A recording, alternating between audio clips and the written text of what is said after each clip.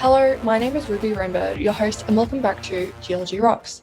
Today's episode, we'll be discussing basalt on the continental crust. How did it get there? Why is it there? And where can we see it around the world? We have some special guests joining us today, so stick around for more. But firstly, what is basalt? Basalt is the most abundant rock on the Earth's surface and is an extrusive igneous rock which is rich in magnesium as well as iron. The volcanic rock is mafic, being identified by its dark black color, which weathers to brown or dark green.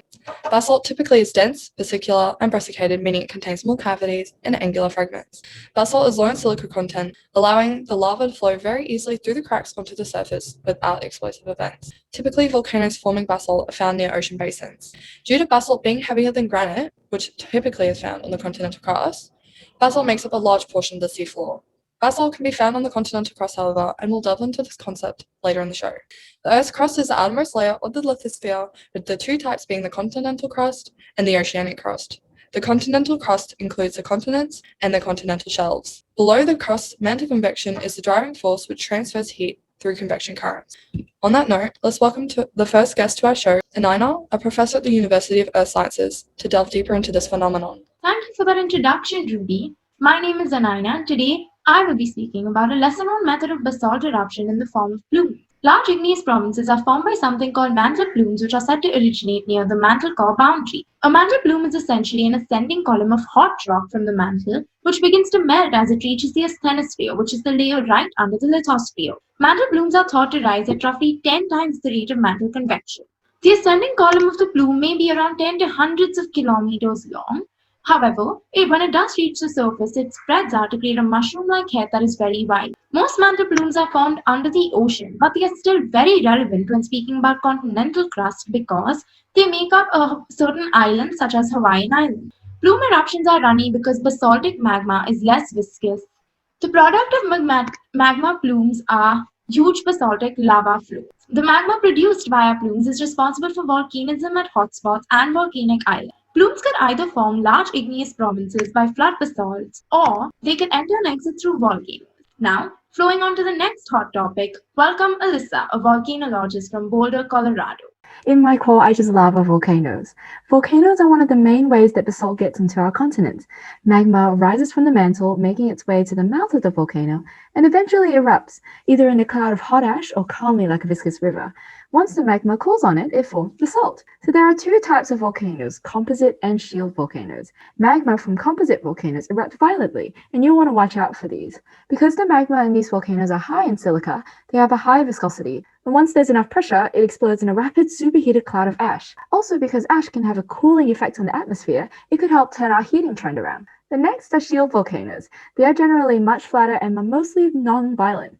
The magma flows much easier as it is lower in silica. Most of what it erupts is lava and are formed by hotspots at divergent plate margins because of a high supply of magma to the volcano. It produces way more basalt than those composite ones. Now let's bring you out into the field. Here we are in Iceland, the site of our most recent volcanic eruption. As you can see, it's much calmer and a big part of what erupts is lava. The black rock that we see at the start, that's flood basalt. And the cool thing about it is, the rate that it cools helps us classify them. 90% of volcanic rock is basalt, and it's something that we often take for granite. Here is Kent, an expert geologist, here to delve deeper into these fine specimens.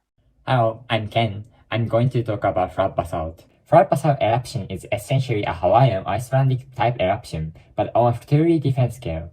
It is a large-scale eruption that happened over a relatively short time period in geological terms.